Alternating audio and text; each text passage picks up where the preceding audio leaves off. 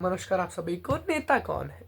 जो जिसे हम अंग्रेजी में रिप्रेजेंटेटिव कहते हैं। एक ऐसा व्यक्ति जो जनता को रिप्रेजेंट करे उसे हम कहते हैं रिप्रेजेंटेटिव अर्थात नेता।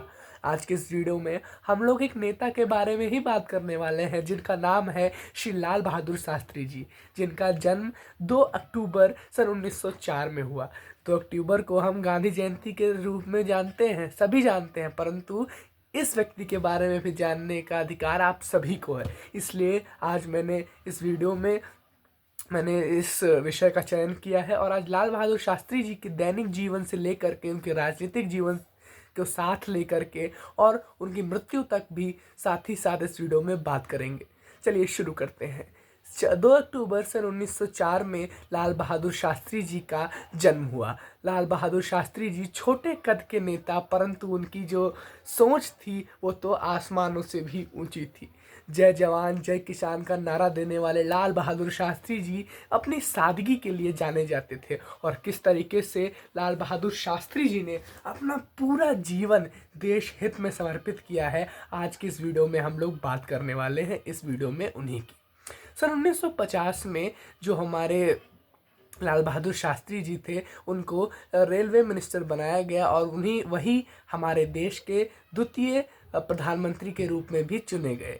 आज एक कहानी शुरू करता हूँ। शुरुआती दौर में जब क्रांति के आंदोलन के दौरान उनको ब्रिटिश सरकार द्वारा जेल में डाल दिया गया, तब जो उनकी पत्नी थी श्री ललिता शास्त्री जी, उन्होंने उनको उस समय पर बनाई गई थी एक कमीशन लाला लाजपत राय जी द्वारा, तो उनको 50 रुपये के रूप में पेंशन दिया जाता था उनकी पत्नी ललिता शास्त्री जी को।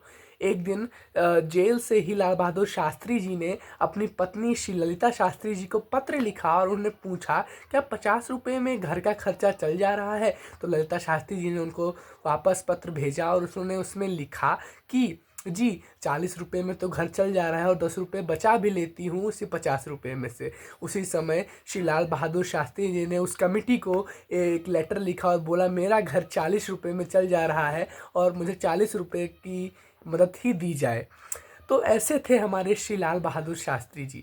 लाल बहादुर शास्त्री जी जब 1950 में रेलवे मिनिस्टर बनाए गए तो उस समय पे उनको एक भाषण में जाना था। उस भाषण में उन्होंने भीड़ में देखा कि उनकी माँ जी भी उसी भाषण में लोगों के बीच में खड़ी हैं, तो वो अपनी माँ के पास गए और बोले माँ आप घर वापस लौट जाएं कि एक बहुत बड़ा नेता आने वाला है यहाँ पर और बहुत भीड़ होगी यहाँ पर। क्योंकि लाल बहादुर शास्त्री जी का कहना था कि यदि वो अपनी उनकी माँ को पता चल जाएगा कि उनका बेटा ही जो है वो रेलवे मिनिस्टर है तो बहुत लोग उनके अंदर एक अभिमान आ सकता है। इसलिए लाल बहादुर शास्त्री जी इतने सादे नेता थे।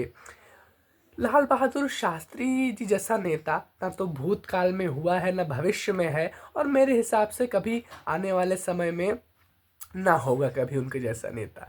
एक बार उनके पुत्र श्री अनिल शास्त्री जी उनकी गाड़ी लेकर चले गए, तो जब लाल बहादुर शास्त्री जी को पता चला कि उनके पुत्र उनकी गाड़ी लेकर चले गए, तो उन्होंने जब वो वापस लागे वहीं उन्होंने गाड़ी भी खड़ी कर दी और बाद में उन्होंने एक पत्र लिखा जहाँ से पेंशन आती है सेंट्रल गवर्नमेंट को और कि वहाँ से इतने लीटर पेट्रोल का खर्चा उनकी सैलरी में से काट दिया जाए। ऐसे थे श्री लाल बहादुर शास्त्री जी। शास्त्री व्रत का जब सन 1964 में जब भारत पाकिस्तान का युद्ध चल रहा था तो शास्त्री जी ने पाया कि हमारे यहाँ खाने की कमी पड़ रही है, तो लाल बहादुर शास्त्री जी ने सर्वप्रथम अपने घर में बोला सभी से कि आप सभी एक टाइम का खाना खाइए और एक समय में शाम के समय आप सभी दूध और केला खाकर सो जाइए। उन्होंने देखा कि एक हफ्ते तक सारी चीज़ें सही चल रही हैं, उनके घर में सभी स्वस्थ हैं, तो उन्होंने जाके उन्होंने दूरदर्शन के जरिए रेडियो के ज़रिए सभी देशवासियों को एकत्रित किया और उनसे कहा कि आप सभी शास्त्री व्रत का पालन कीजिए, एक समय का भोजन लीजिए जब तक युद्ध की परिस्थिति हमारे देश में बनी है। ऐसे थे नेता श्री लाल बहादुर शास्त्री जी। लाल बहादुर शास्त्री जी की ईमानदारी की एक और कहानी सुनाता हूँ। लाल बहादुर शास्त्री जी के पुत्र अनिल शास्त्री जब सेंट कोलंबस स्कूल में पढ़ा करते थे तो एक बार पेरेंट्स टीचर मीटिंग हुई तो सभी पेरेंट्स अपने बच्चों का रिजल्ट देखने आया करते थे। लाल बहादुर शास्त्री जी भी आए, और जब प्रिंसिपल ने देखा कि लाल बहादुर शास्त्री जी की प्रधानमंत्री आ रहे हैं तो वो दौड़ा दौड़े चले आए और उन्होंने लाल बहादुर शास्त्री जी को एक अलग कमरे में बैठाया। वहाँ पर उनके लिए कहा कि आप 3 मंजिल चढ़ के क्यों जाएंगे, यहाँ आप बुला देते हैं, उनके मास्टर आएंगे, खुद ही आपको रिजल्ट दे के जाएंगे। लाल बहादुर शास्त्री जी ने कहा कि आपने मुझे पहले इसलिए बैठाया क्योंकि मैं एक प्रधानमंत्री हूँ। यहाँ मैं एक प्रधानमंत्री नहीं, अपने बच्चे का पिता हूँ। और इसी तरीके से लाल बहादुर शास्त्री जी, इसी तरीके से अनिल शास्त्री जी एक बार स्कूल में बेहोश हो गए तो प्राथमिक चिकित्सा के लिए उन्हें पास के अस्पताल में ले जाया गया। और जब डॉक्टर वो ठीक हुए, डॉक्टर ने उनका नाम पूछा कि आपके पिता का नाम क्या है, तो वो पिता का नाम ना बताकर अपनी माता का नाम बताया करते थे। तो डॉक्टर ने कहा कि हमारे यहाँ यही रूल है कि हम पिता को ही हैंड ओवर करेंगे। तो तुरंत लाल बहादुर शास्त्री जी पहुंचे, उन्होंने लाल बहादुर शास्त्री जी का नाम बताया, वो चौंक गया डॉक्टर। डॉक्टर ने कहा लाल बहादुर शास्त्री जी से कि शास्त्री जी ये बताइए कि आपका पुत्र आपका नाम क्यों नहीं ले रहा था। तो लाल बहादुर शास्त्री जी ने कहा, बहुत ही प्रेम के साथ उत्तर दिया कि मेरे घर में किसी को भी मेरा नाम नाजायज़ लेने की ज़रूरत नहीं है, क्योंकि वो मेरे नाम का गलत इस्तेमाल नहीं कर सकते। एक कहानी, आखिरी कहानी सुनाऊंगा उनकी ईमानदारी की, कि एक बार एक पत्रकार ने लाल बहादुर शास्त्री जी को सरकारी बस में ट्रैवल करते हुए देख लिया। तो उस समय पर वो प्रधानमंत्री हुआ करते थे। तो मैं वही बताना चाह रहा हूँ कि एक नेता वो भी थे जो कि बसों से ट्रैवल किया करते थे, उन जैसा नेता कभी नहीं होगा। ये तो मैं आज इस वीडियो के माध्यम से आप सभी से कहना चाह रहा हूँ। और जब एक बार दूरदर्शन में उनसे पूछा उस मीडिया वाले ने कि क्या ये सही है कि आप लाल किला बस से गए थे, लाल बहादुर शास्त्री ने उत्तर दिया कि जी हाँ। तो उन्होंने कहा क्या आपके पास गाड़ी थी तो आप बस से क्यों ट्रैवल कर रहे हैं। उन्होंने कहा गाड़ी प्रधानमंत्री की है, परंतु मैं अपने परिवार के लिए उन सब चीज़ों का इस्तेमाल नहीं कर सकता। तो ऐसे थे हमारे लाल बहादुर शास्त्री, जिन्होंने अपना पूरा जीवन देश हित में समर्पित कर दिया। हर एक व्यक्ति को लाल बहादुर शास्त्री जी के बारे में जानना चाहिए, उनकी जीवनी के बारे में पढ़ना चाहिए और जानना चाहिए कि ऐसा नेता कभी नहीं होने वाला।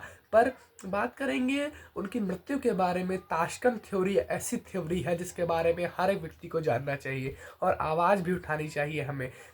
लेकिन ऐसे नेता आज भी हमारे दिलों में तो जिंदा है, भले हमारे आसपास नहीं है तो क्या हुआ। ताशकंद थ्योरी में बहुत सारी बातें निकल कर आई सामने कि आखिर वो फ्लास्क कहाँ गया जिसमें आखिरी बार श्री लाल बहादुर शास्त्री जी ने दूध पिया था, वो कहाँ गायब हो गया। जो 2 लोग उनके पीए, पर्सनल सेक्रेटरी और उनके गार्ड में से जो गवाही थे, उनकी एक ही दिन ट्रक के नीचे आके मौत हो गई। क्या था राज की, उनकी बॉडी का पोस्टमार्टम भी नहीं करने दिया गया। आपकी क्या राय है कमेंट सेक्शन में लिखिएगा कि कैसे हुई लाल बहादुर शास्त्री जी की मृत्यु। आज की इस वीडियो में इतना ही। जय जवान जय किसान और लाल बहादुर शास्त्री जी के चरणों में सत सत नमन। जय जय लाल बहादुर शास्त्री।